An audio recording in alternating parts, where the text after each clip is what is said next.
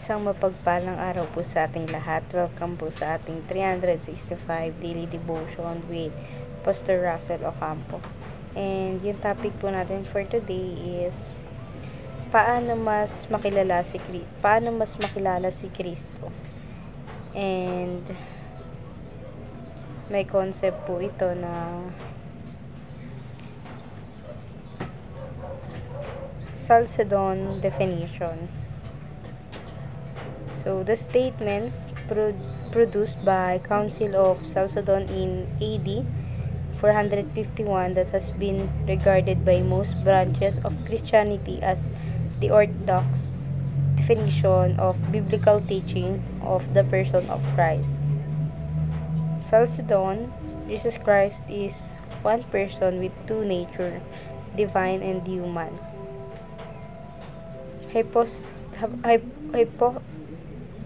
Hypostatic union.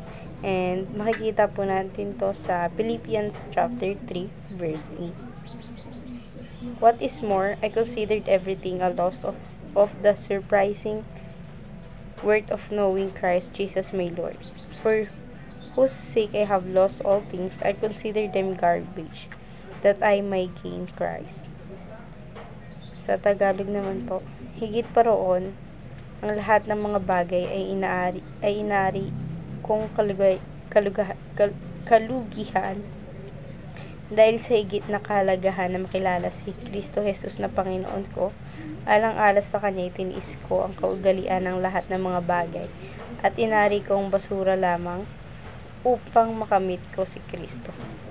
Ngayon naman po, i-share ko po yung mga natutunan ko sa naging topic natin for today. So, una po yung teaching. First teaching, Christ is revealed from Genesis to Revelation. So, makikita po natin yung Bible.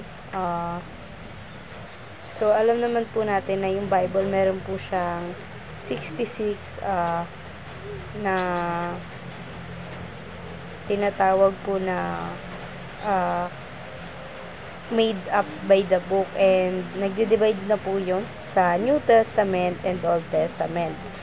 And sa pinakita po na yun, buong Biblia with Old Testament and New Testament, nireveal doon yung totoong katauhan ng ating Panginoong Jesucristo. So sa second teaching naman po, knowing Christ should be our deepest desire.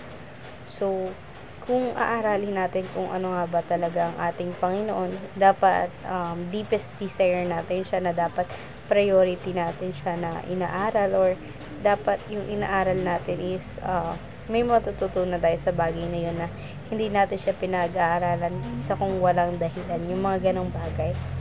So sa third teaching, benefiting from Christ is not our top priority.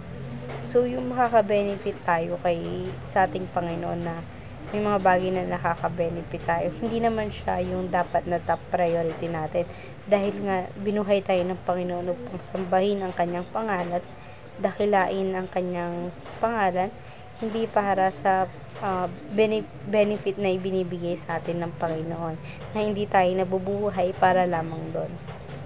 So ngayon, sa application na po tayo. First application, study the Bible to know Christ biblically. So, pag nagbabasa tayo ng Bible, inaaral natin doon kung paano mamuhay ang ating Panginoon sa kabutihan na kanyang ginawa, and nagbe-base yun dun sa Bible na salita na kanyang ibinigay para sa ating mga tao. So, sa second teaching naman, sa second application naman po, follow Christ to know Him experientially. So, sundin natin ang Panginoon upang sa gayon, habang tayo sinusunod natin ang Panginoon, doon natin mas malalaman kung ano nga ba siya, or kung sino nga ba siya, dahil nga nung siya yung nagkatawang tao, siya yung naging good influence sa lahat ng tao, na siya yung taong walang nagawang kasalanan sa mundo na yun, dahil nga siya yung Diyos eh. So, alam niya yung tama at mali sa ginagawa niya. So, sa third application naman po, love Christ to know Him relationally. So, mahalin natin yung Panginoon, and alamin natin kung paano tayo magkakaroon ng relationship with Him, kung paano natin siya sasambahin through His name, kung paano ba natin siya dadakilain, kung paano tayo susunod sa Kanya. And upang magawa natin yung mga bagay na yun, first step doon is mahalin natin ang Panginoon sa Kristo, tanggapin natin siya sa buhay natin, and by that, papasok yung banal na espiritu na iniiwan niya sa atin. And magkakaroon tayo ng mas malawak na kaalaman patungo doon. And through that, magkakaroon tayo ng strong relationship with God. So ngayon naman, sa discussion tayo, why should we consider everything a loss compared to knowing God? Kasi kung hindi naman natin kikilalanin ng Panginoon sa buhay natin, hindi naman tayo magiging successful dahil nga, sa tingin mo, saan manggagaling yung kaalaman mo sa pagkatuto kung hindi mo kilala ang Panginoon, dahil nga binigay niya ang kanyang banal na espiritu upang sa gayon ay gabayan tayo sa pamumuhay na siyang nilalakad natin sa pang-araw-araw na meron tayo. So, kung wala ang Panginoon sa buhay natin, ito yung sobrang napakalaking loss na mangyayari sa buhay natin, dahil nga ang Diyos ang siyang nagbibigay ng mabuting gawain para sa atin. So, ayun lamang po for our today's discussion. Thank you for watching.